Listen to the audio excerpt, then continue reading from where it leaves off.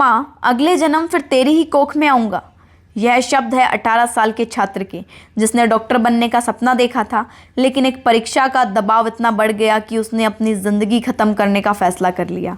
यह सिर्फ एक परिवार का दुख नहीं, बल्कि पूरे देश के लिए एक बड़ा सवाल है। महाराष्ट्र के हिंगोली ज़िले के रहने वाले सुशील डगे पिछले 2 साल से नीट परीक्षा की तैयारी कर रहे थे। परिवार के मुताबिक उनका सपना डॉक्टर बनने का था और उन्होंने उसी सपने के लिए दिन रात मेहनत की। इस साल उन्होंने नीट यूजी 2026 की परीक्षा दी, लेकिन परीक्षा के बाद वे लगातार तनाव में रहने लगे। परिवार का कहना है कि री एग्ज़ाम और पूरे विवाद के बाद उनका व्यवहार बदला बदला हो गया। घटना से पहले सुशील ने अपने परिवार के लिए एक वीडियो रिकॉर्ड किया। वीडियो में उन्होंने अपनी मां से माफ़ी मांगी, परिवार के प्रति अपना प्यार जताया और फिर हमेशा के लिए दुनिया से अलविदा कह दिया। इस खबर ने पूरे इलाके को सदमे में डाल दिया। फिलहाल पुलिस मामले की जांच कर रही है और सभी पहलुओं को देख रही है। लेकिन सवाल सिर्फ सुशील का नहीं, पिछले कुछ दिनों में देश के अलग अलग हिस्सों में ऐसे कई मामले सामने आए हैं। तमिलनाडु की एक छात्रा, गुजरात का एक छात्र, उत्तर प्रदेश, दिल्ली और दूसरे राज्यों में भी ऐसी दर्दनाक घटनाएं सामने आई हैं। कई परिवारों का कहना है कि परीक्षा रद्द होने, दोबारा परीक्षा होने और भविष्य को लेकर चिंता में व्यक्ति ने ऐसा कदम उठाया है।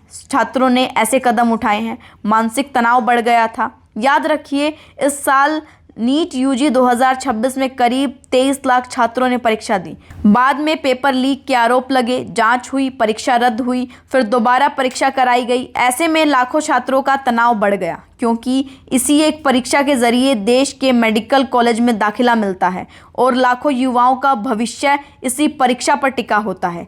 लेकिन क्या किसी एक परीक्षा का परिणाम किसी की ज़िंदगी तय करता है? क्या एक असफलता या एक अनिश्चित परीक्षा किसी बच्चे की जान से ज़्यादा बड़ी हो सकती है? जवाब बिल्कुल नहीं। सफलता और असफलता ज़िंदगी का हिस्सा है, लेकिन ज़िंदगी खुद सबसे कीमती होती है। ज़रूरत सिर्फ परीक्षा परिणाम को बेहतर बनाने के लिए नहीं है।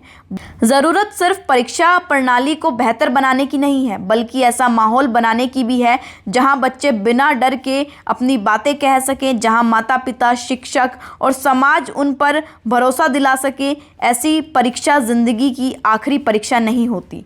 आपकी जो परीक्षा है वो ज़िंदगी का आखिरी फैसला नहीं होता। अगर आप या आपका कोई परिचित लगातार तनाव, घबराहट और इस चीज़ का निशाना है, निराश महसूस कर रहा है, तो चुप मत रहिए। अपने परिवार, दोस्तों, शिक्षक या किसी मानसिक स्वास्थ्य विशेषज्ञ से बात कीजिए।